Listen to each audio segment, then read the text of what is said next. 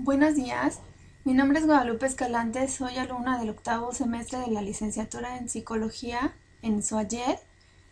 El módulo que les vengo a presentar es el 811 Psicología Teórica, Proceso Terapéutico en la Aproximación Cognitivo-Conductual.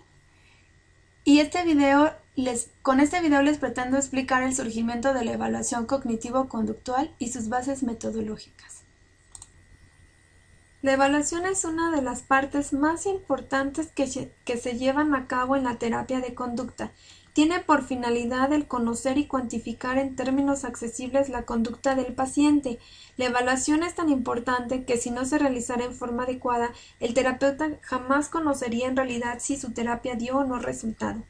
Gracias a este proceso evaluativo es posible determinar qué variables son las que están manteniendo la conducta inadecuada. De esta forma, la evaluación dirige a la terapia durante los primeros estadios del proceso.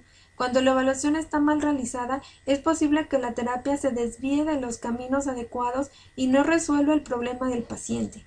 Aun cuando las técnicas y procedimientos surgidos desde el aprendizaje se han utilizado con éxito en tratamientos de trastornos psicológicos, el enfoque conductual sigue siendo centro de críticas. Una de las críticas más concurrentes es la referente a su limitación respecto al lugar y tiempo, es decir, que las técnicas puedan generalizarse y mantenerse en la vida real. Distintos autores proponen diferentes pasos en el proceso de evaluación conductual. Sin embargo, en la mayoría de los casos se acuerda que por lo menos existen tres fases principales: selección y descripción de las conductas problema, selección de las técnicas de intervención con las que se iniciará sobre las conductas problema y valoración de los efectos producidos por la intervención realizada. Algunos autores, como Yabona, suelen agregar una fase, la elección de los objetivos del tratamiento, la cual sitúan después de la fase de selección y descripción de las conductas problema. La formulación clínica conductual sirve de guía para decidir sobre el tipo de tratamiento más eficiente, es decir, aquella que proporciona mejores resultados en cuanto a costo-beneficio en un paciente determinado. Permite identificar y ordenar las múltiples determinantes del comportamiento y la diversidad de las interacciones entre procesos psicológicos básicos que dan como resultado trastornos psicológicos. Es aplicable al proceso terapéutico del paciente individual y subyace a cualquier intervención que requiera desarrollar hipótesis sobre relaciones de causalidad y que dan lugar a resultados de diversos ámbitos. Este video tiene la finalidad de proporcionar un panorama general del surgimiento de la evaluación cognitivo-conductual y sus bases metodológicas. Voy a hablarles ahora de la evaluación conductual. La evaluación es una de las partes más importantes que se llevan a cabo en la terapia de conducta. Tiene por finalidad el conocer y cuantificar en términos accesibles la conducta del paciente, identificar los aspectos que se encuentran en el contexto y que pudieran necesitar un cambio, cuantificar y analizar la conducta de tal manera que, por medio de ella, se determine el diagnóstico mismo que nos permite elegir el diseño y realizar el tratamiento, así como establecer estrategias precisas y eficaces que permitan al cliente modificar su ambiente de tal manera que le sea posible comportarse de manera más eficiente. La evaluación es tan importante que si no se realizara en forma adecuada, el terapeuta jamás conocería en realidad si su terapia dio o no resultado. Gracias a este proceso evaluativo es posible determinar qué variables son las que están manteniendo la conducta inadecuada. De esta forma, la evaluación dirige a la terapia durante los primeros estadios del proceso. Cuando la evaluación está mal realizada, es posible que la terapia se desvíe de los caminos adecuados y no resuelva el problema del paciente. Pares señaló entre las variables que afectan la confiabilidad de las observaciones los siguientes aspectos: complejidad de la conducta objetivo, que implica que entre más compleja sea la conducta a observar, mayor será la posibilidad de falta de confiabilidad.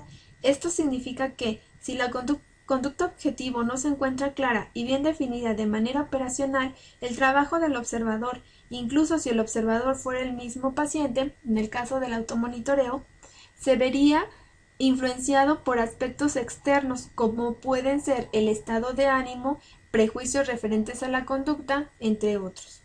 Entrenamiento de los observadores. Para aumentar la confiabilidad en las observaciones, es indispensable entrenar a los observadores en torno al tema que van a observar, a efecto de unificar criterios y definiciones.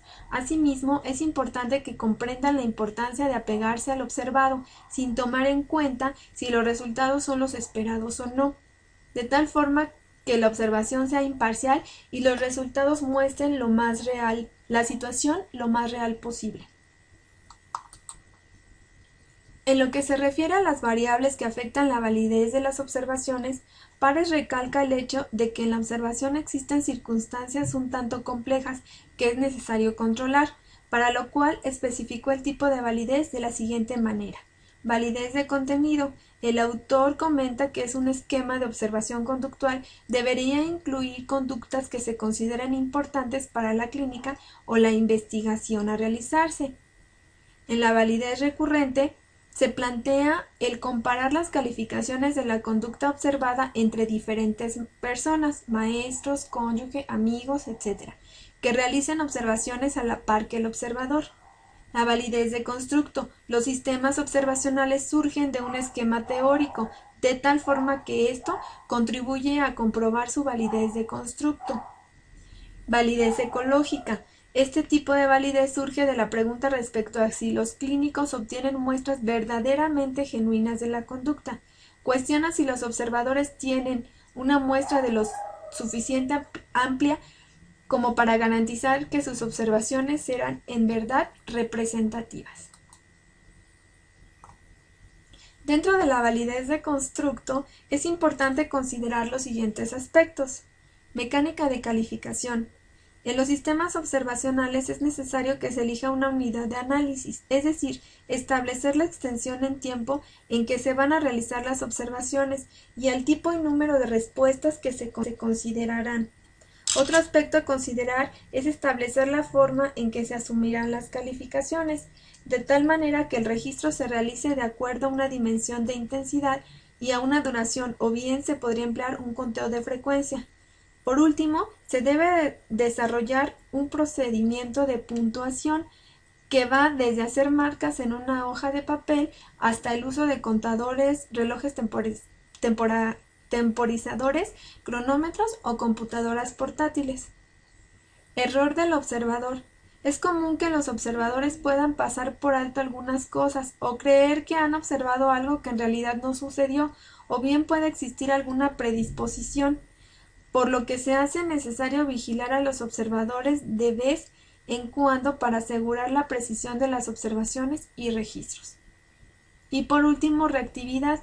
Este aspecto se refiere a que frecuentemente el paciente reacciona ante el hecho de ser observado y modifica la forma de comportarse. Esta situación afecta la validez debido a que incide en que la conducta sea poco representativa e incluso el paciente puede no reconocer que esta modificación en su conducta está sucediendo. Al referirse al enfoque teórico de la evaluación conductual, es necesario identificar las diferencias entre la perspectiva tradicional y la evaluación conductual. Los investigadores han resaltado 5 aspectos. 1. Los evaluadores conductuales afirman que la meta de la evaluación debe ser la información relacionada directamente con la cuestión práctica, es decir, objetivos a perseguir en cada intervención dado el caso para cada cliente. Así, el evaluador se concentra en comportamientos y características ambientales que son observadas directamente. Además, subraya la obtención de datos que ofrezcan respuestas claras y directas y sus respectivas combinaciones de respuestas y situaciones que producen tensión al paciente, de modo que permita identificar cómo modificar las respuestas y situaciones específicas para estimular el bienestar del paciente, a diferencia de la evaluación conductual. En la evaluación clínica tradicional es necesario obtener información terapéuticamente pertinente. 2. Especificidad en la evaluación conductual. A diferencia de la evaluación tradicional, en donde se depende de las descripciones generales de la personalidad, en la evaluación conductual observan los comportamientos, pensamientos y sentimientos específicos, las respuestas psicológicas producidas por los pacientes y la composición de las situaciones que aparecen en dichas respuestas. 3. El objetivo central de la evaluación conductual es la obtención de verdaderas interacciones del paciente en las situaciones reales, en tanto que en el enfoque tradicional de la evaluación se hace énfasis en los rasgos de personalidad subyacentes de las personas por medio de asociaciones libres. 4. La diferencia en las estrategias para establecer medidas de evaluación. Y 5. El procedimiento en la evaluación conductual trata de obtener información no solo antes y después, sino también durante la intervención clínica, en tanto que en la intervención tradicional únicamente se busca obtener información informal durante la terapia.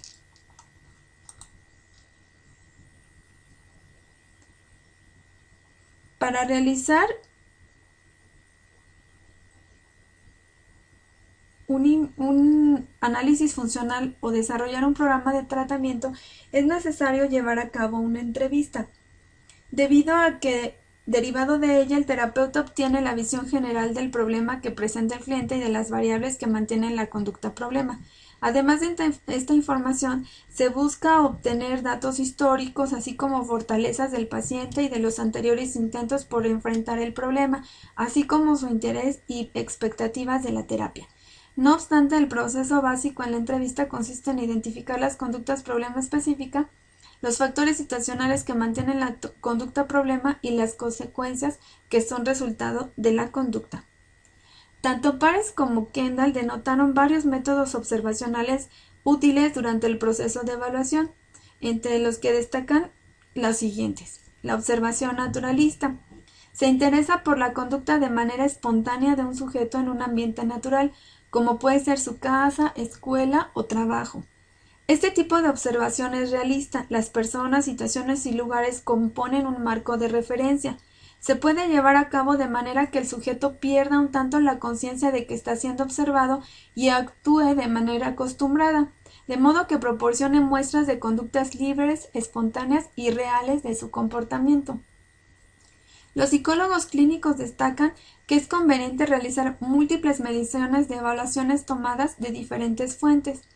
Se registran en un sistema de codificación, estrategia determinada de antemano para definir cada comportamiento y observar y registrar la frecuencia de dichas categorías conductuales. El proceso de evaluación conductual incluye los siguientes pasos. Compilar el conjunto preliminar de categorías para observar, es decir, preguntarse qué se va a observar exactamente. Cada categoría conductual o situacional debe ser definida operacionalmente, es decir, se deben indicar comportamientos o caracteres específicos y directamente observables para definir cada categoría. Al mismo tiempo que se formulan las definiciones operativas, se deben seleccionar las personas que servirán como observadores. Se debe elegir una unidad de análisis en cuanto al tiempo, al tipo y número de respuestas que se usarán en el verdadero registro observacional. Dolan y Ault identifican tres tipos de unidades de análisis: unidad de calificación, segmento de tiempo o comportamiento que se va a calificar o a clasificar; unidad de contexto, segmento de tiempo de comportamiento que un observador examina con el fin de calificar cada unidad; y la unidad de resumen, que es la agrupación de las unidades de calificación cerca de las cuales se obtendrán conclusiones. Una vez determinadas las unidades de análisis correctas, hay que decidir la forma específica que adoptarán las calificaciones del observador. Una vez que se ha establecido el marco de trabajo básico, el psicólogo clínico tiene que decidir el procedimiento específico de la observación. Un método, el de la observación participativa, implica situar a los observadores en escenarios mismos que van a observar. Los observadores pueden escribir o marcar las categorías conductuales en una hoja preparada, o bien recurrir a la microtecnología de computadora. Además, se pueden cronometrar la duración con relojes o registradores. Los observadores tienen que ser adiestrados para que sus calificaciones sean precisas, para lo cual deben conocer el manual de observación con definiciones operativas detalladas y ejemplos de estas categorías. En tanto que los observadores se preparan para enfocarse en las observaciones reales, el psicólogo clínico debe formular un programa de observación. Como ejemplos de observación naturalista se encuentran la observación en el hogar, en la escuela y en hospitales. Observación controlada. Consiste en establecer situaciones especiales en las que el clínico puede observar de tal manera que mantiene un control sobre la naturaleza y periodicidad de los estímulos de evaluación. Trata de contrarrestar algunas desventajas de la observación naturalista, sobre todo cuando las conductas a observar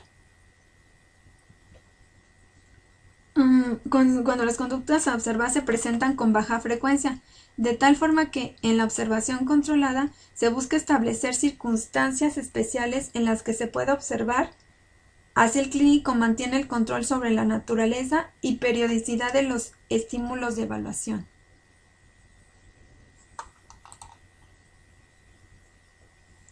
Técnicas de ejecución controlada.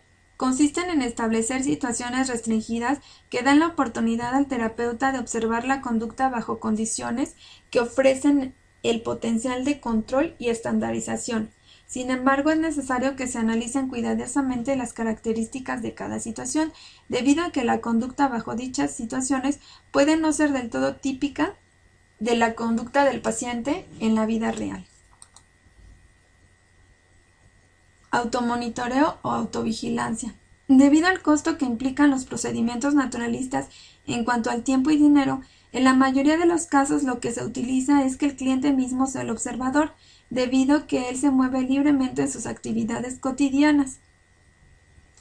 Así, él mismo registra y observa sus pensamientos, conductas y sentimientos. En este método se le pide al cliente que lleve bitácoras o diarios conductuales durante cierto tiempo, en donde se presente la frecuencia, intensidad y duración de la conducta a modificar, así como las condiciones de estímulo que les acompañan y las consecuencias que les siguen. Con ello se puede ayudar a enfocar la atención del paciente en la conducta indeseable y auxiliar a reducirla al darse cuenta de las conexiones entre los estímulos ambientales, las consecuencias de la conducta y la conducta en sí. No obstante, el automonitoreo tiene algunas desventajas, como es que los pacientes pueden ser imprecisos o distorsionar a propósito sus observaciones o registros, y algunos incluso pueden resistirse al procedimiento. Por su parte, Thorsen y Mahon nombran a este procedimiento como autovigilancia y coincide con pares en que este procedimiento exige que la persona distinga si ciertos comportamientos, pensamientos o sentimientos se han producido, que registre luego los datos y por último los presente de modo que permita usarlos en la evaluación y en la intervención. Dentro del automonitoreo pueden emplearse dispositivos como cronómetros, podómetros, entre otros, que permitan registrar la información relacionada a la conducta a modificar. El informe del cliente en la evaluación conductual. Este método, al igual que el anterior, el paciente es la fuente de la información. El informe es retrospectivo y recapitulatorio. Depende de lo que la persona recuerda de los patrones de comportamiento. Si el terapeuta realiza las preguntas adecuadas al paciente en torno a la conducta, este método puede ser bastante efectivo. La evaluación analógica. Cuando la evaluación naturalista es costosa, el psicólogo proyecta una situación análoga, misma que se puede llevar a cabo con pruebas en lápiz y papel, pruebas de audio o video, pruebas de actuación, pruebas de representación de un papel y simulaciones. De acuerdo con Kendall, esta observación es útil para obtener muestras limitadas de los conocimientos y capacidades de los clientes y puede ser una opción cuando no es posible llevar a cabo la observación naturalista o la autovigilancia. No obstante, las pruebas con papel y lápiz, las grabaciones y actuación pueden no ser tan eficaces en algunas situaciones debido a que los pacientes tienden a modificar su conducta al tener la conciencia de la situación. Observaciones y calificaciones conductuales hechas por otras personas. Los datos que aportan allegados al paciente pueden proporcionar datos respecto al ambiente social del mismo. Sin embargo, es importante equilibrar datos debido a que la información puede ser influida por aspectos parciales en torno al paciente. Áreas adicionales de la evaluación conductual. La evaluación de respuestas fisiológicas específicas y de respuestas cognitivas son dos áreas adicionales dentro de la evaluación conductual. Aun cuando todavía no se han concretado, puede ser de gran utilidad. Evaluación psicofisiológica. La medición de este tipo se puede definir como la cuantificación de acontecimientos biológicos en cuanto se relacionan con variables psicológicas. Las reacciones que forman parte de la evaluación son la tensión muscular, el ritmo cardíaco, la presión sanguínea y la resistencia de la piel, por lo cual se necesitan instrumentos muy precisos. En la evaluación cognitiva conductual implican respuestas específicas, son actividades cognitivas de los clientes y no incluyen sucesos observables. Pueden evaluarse por medio del muestreo de pensamientos y el inventario de autoafirmaciones. En el muestreo de pensamientos pide al cliente que informe sobre sus pensamientos, en tanto que el inventario de autoafirmaciones incluye pensamientos o cosas que las personas se dicen a sí mismas e implican que la persona indique la frecuencia con la que tuvo esos pensamientos. Ahora hablaremos del proceso de evaluación conductual.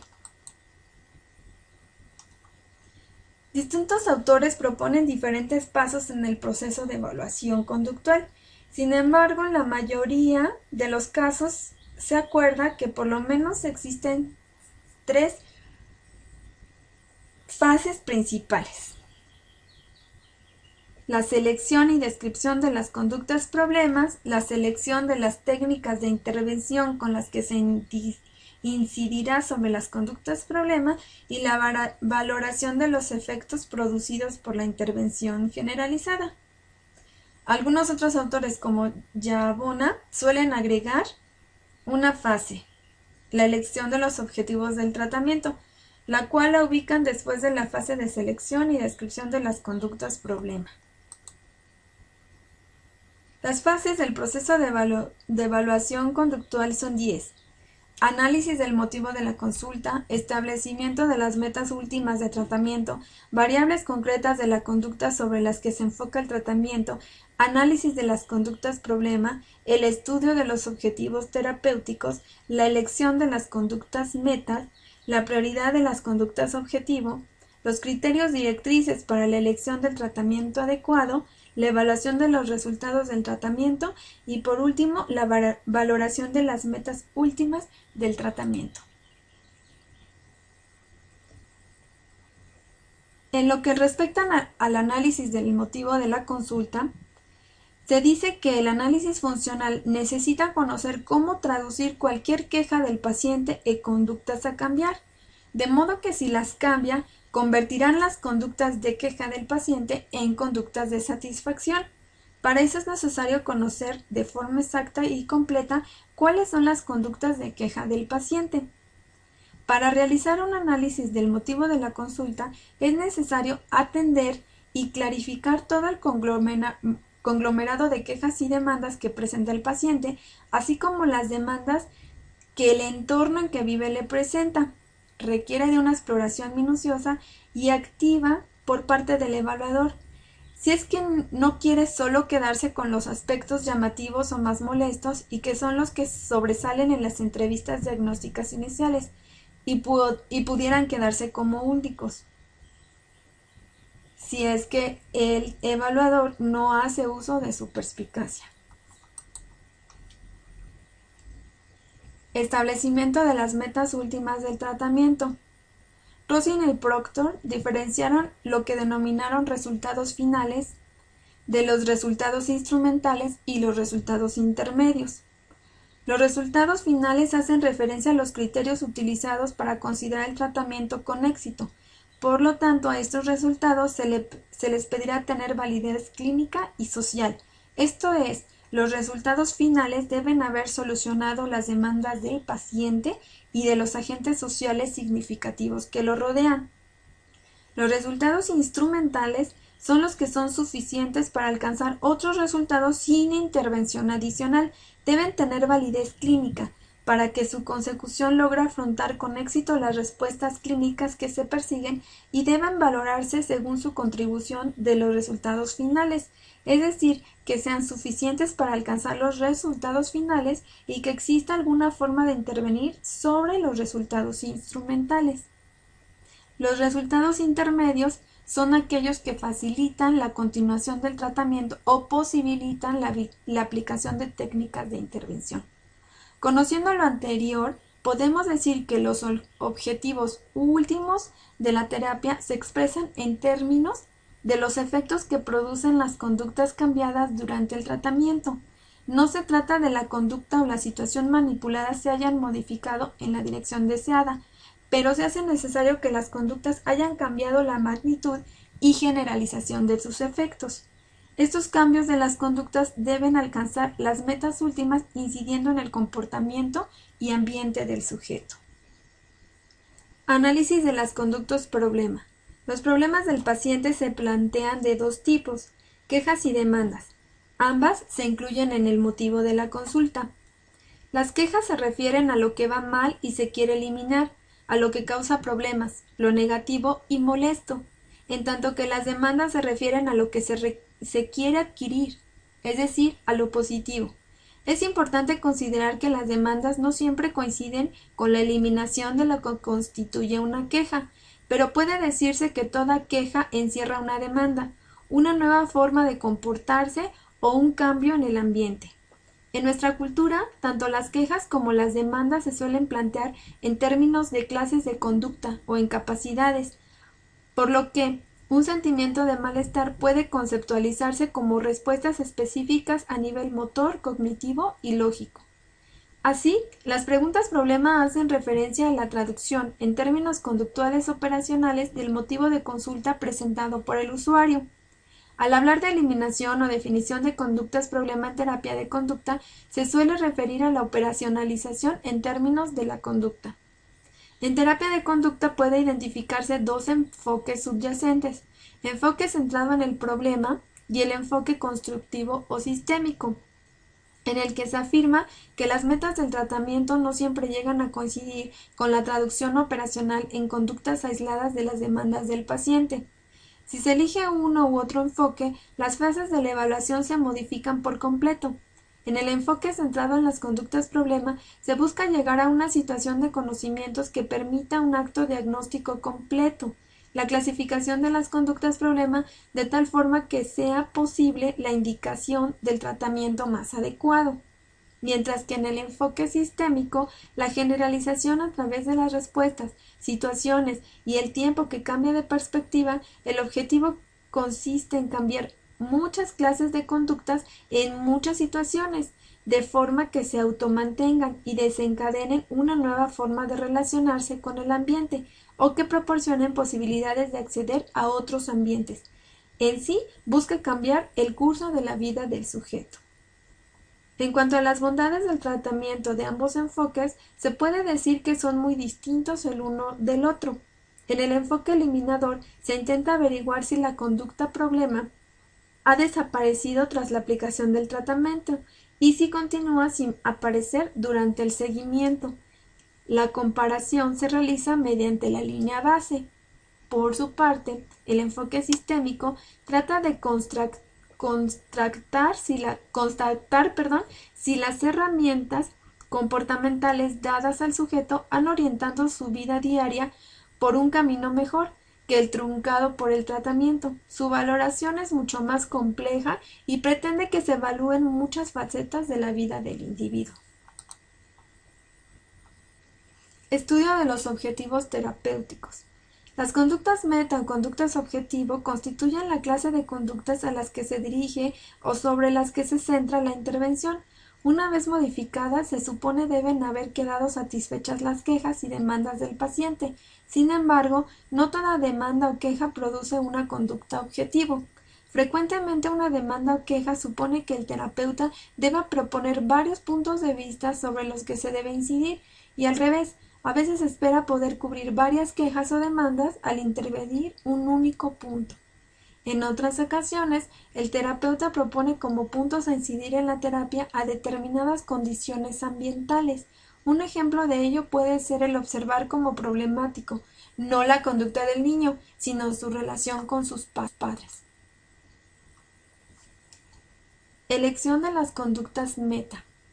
Desde el punto de vista centrado en el problema, Nelson y Hayes señalan que los terapeutas, para guiarse en la elección de las conductas objetivo, necesitan seguir la siguiente secuencia. Deben cambiarse los comportamientos que son física, social o económicamente peligrosos para el paciente y quienes lo rodean. Una conducta es anormal y debe modificarse cuando es aversiva para el propio sujeto o para otros, ya sea porque se aparta de lo que el sujeto está esperando o porque resulta impredecible.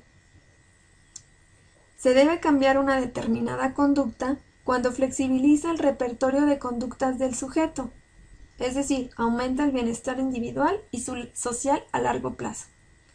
La conducta nueva, en lugar de la conducta problema, debe establecerse en términos positivos y constructivos en lugar de la visión supresora o negativa. Se elegirán para su modificación aquellas conductas que el contexto continuará manteniendo en su sistema de valores y creencias. Y solo se considerarán conductas objetivo aquellas que son susceptibles de ser tratadas, dados los recursos con los que cuentan tanto el paciente como el terapeuta. La prioridad de las conductas objetivo. Para decidir qué conducta objetivo se debe intentar alcanzar, en el caso de que exista más de una, se elegirá dependiendo de la conducta más molesta para el paciente u otras personas significativas que lo rodean, debido a que así se estarán más motivados a pegarse al tratamiento. La conducta más fácil de modificar debido a los resultados rápidos. Estos motivarán al paciente y a los allegados significativos. La conducta que produzca más generalización de efectos terapéuticos. Y en el caso de que sean varias, la primera conducta de la cadena. Salvo en los casos en que existan conductas peligrosas o muy aversivas para el individuo y las personas que lo rodean, es preferible intervenir sobre las conductas o factores ambientales que produzcan un proceso de intervención más rápido, parsimonioso y dotado de efectos generales.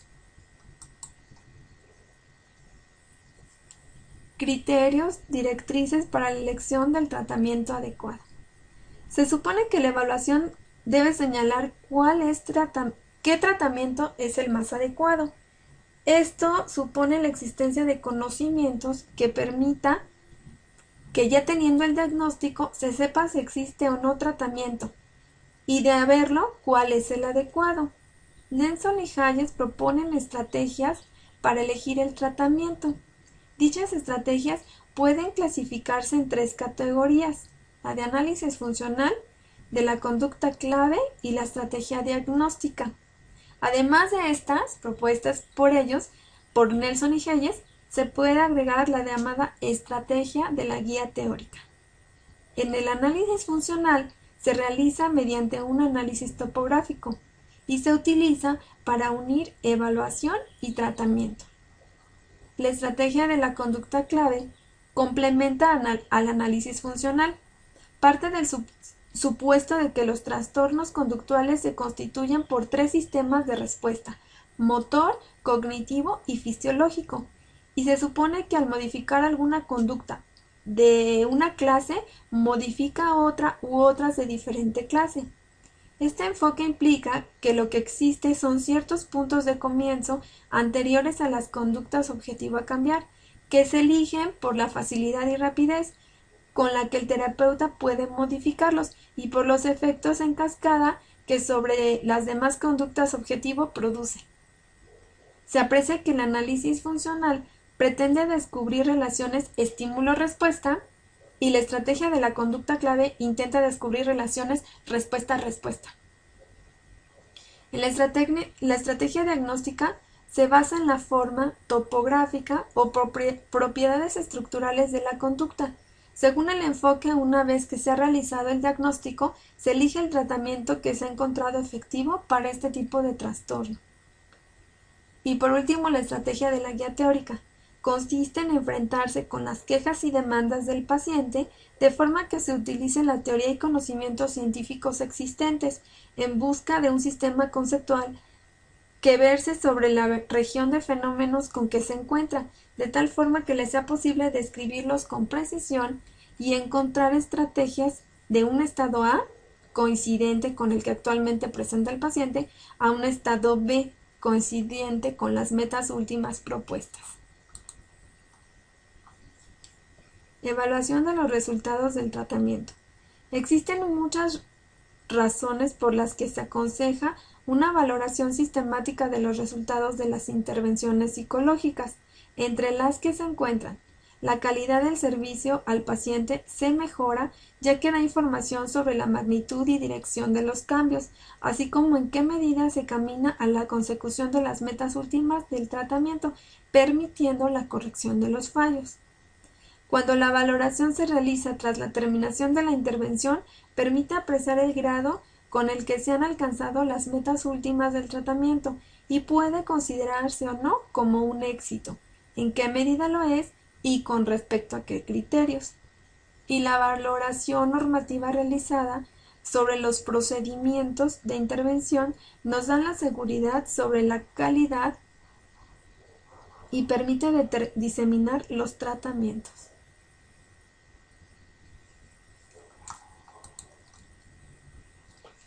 Valoración de las metas últimas del tratamiento. Las conductas objetivos sobre las que se realiza la intervención generalmente son escogidas por el terapeuta, considerando su adecuación para alcanzar las metas últimas del tratamiento.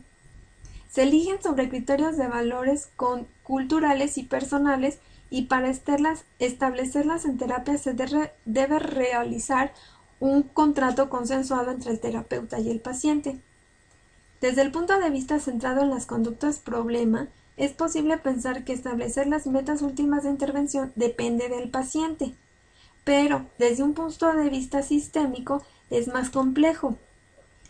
El establecimiento del éxito del tratamiento depende de diversos criterios que pueden interferir según sus agentes sociales u otras personas significativas. Esto hace necesario hacer un muestreo en distintos ambientes en los que se desenvuelve el paciente para establecer cuáles son los criterios de éxito que utilizan. Los criterios usados para valorar difieren dependiendo del sexo, la edad, el rol del que actúa. Así, parece posible suponer que la adecuación al cambio depende única y exclusivamente del grado de cambio que se ha producido con respecto a la línea base y a la dirección del mismo. Una misma magnitud de cambio en determinada dirección puede ser valorada como muy relevante y adecuada o irrelevante y contraproducente, según los criterios de adecuación que se utilicen, los agentes sociales que se toman como jueces.